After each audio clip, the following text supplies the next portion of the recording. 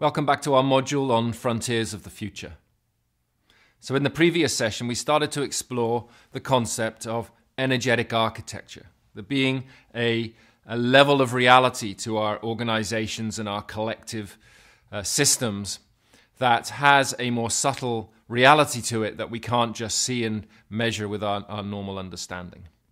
So in this session, we want to go into understanding a little bit more of that architecture. What are the different dimensions of it? What are the things that we can start to discern and measure and get information on so that we can work out how to make these levels of reality more coherent so that they can also inform the relational and material architecture.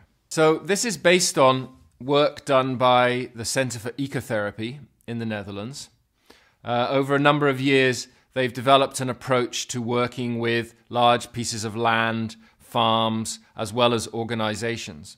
And in fact, the most enthusiastic people early on were the farmers and the flower growers because they saw the immediate impact, that their animals were more vital, that the quality of the food they produced was of a higher quality, that they needed less chemicals and pesticides, and that the flowers, for example, were more abundant. So they could immediately see very concrete results. And then after a while, organizational consultants started getting interested and seeing how working in this way enhanced the coherence and the effectiveness of organizations as well. So that's where this language comes from. It's one attempt to start to find language to describe what might exist at this level of energetic architecture. It's partially inspired by the work of Wilhelm Reich as well, which is where some of the language comes from. So in this approach, we would be able to explore the vitality of an organization energetically through a number of different parameters. One of the first ones is how grounded the organization is. So how real it is that it can manifest its goals, that it can take this vision and actually turn it into reality. How grounded is the organization is one measurement that you can make. Secondly, how adequately is its own information field or its own field of possibilities integrated into the reality? So we looked at these two triangles, interpenetrating triangles.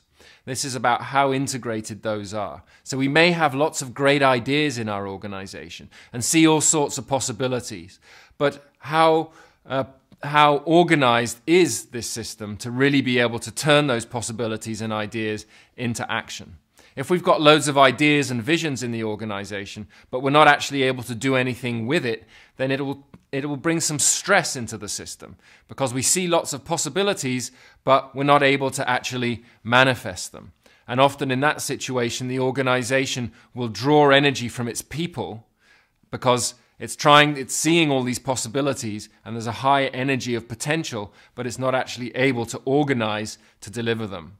So often in organizations with great ambitions, but little organizational capacity, the people get burned out very quickly. Another parameter here is how fit is the organization with its context. So how aligned is the organization with the world around it? What is its ability to organize and adapt to fit the context that it's in? That's another parameter that we measure in the energetic architecture. A fourth one is the amount of life energy that is present in the organization. So how alive is it? How much energy is there in the system?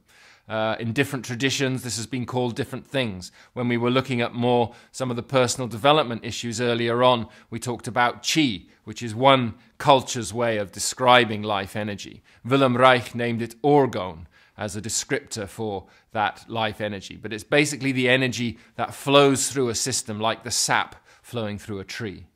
And then finally, we'd look at how much blocked and stressed energy is in the system.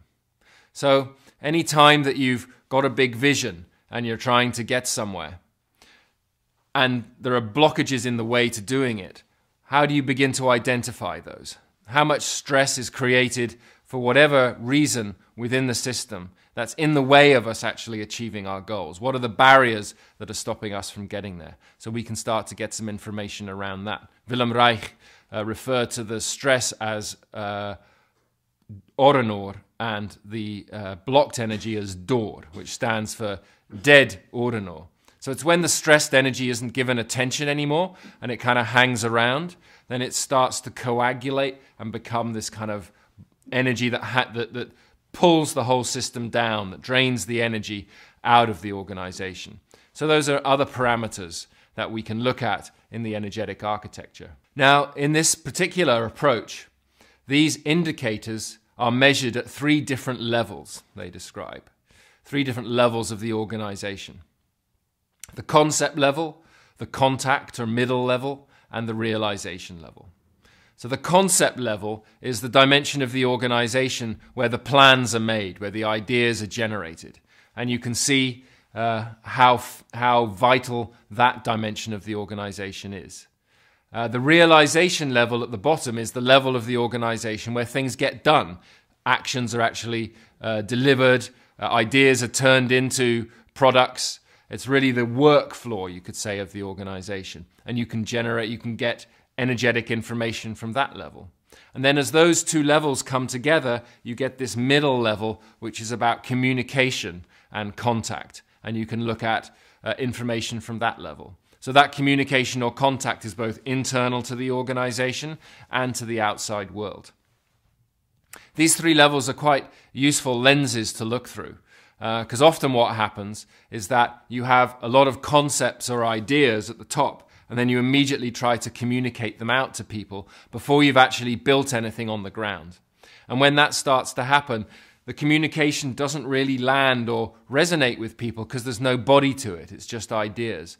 So the direction you need to go as an organization is led by our concept and vision. Start to really create some stuff, build it, turn it into real matter, which gives it body, and then go and communicate it out to the world. If you try to communicate before anything's actually there, then it just falls on deaf ears and people don't really kind of feel that there's anything there and don't really get enthusiastic and excited about it. So this is one way of, you could say, dissecting energetic architecture, to be able to break it down into different elements, begin to get some readings on these different pieces, and begin to generate a language around, where are the strengths, where are the weaknesses in the organization? Is it well grounded? Have we really brought our ideas into action?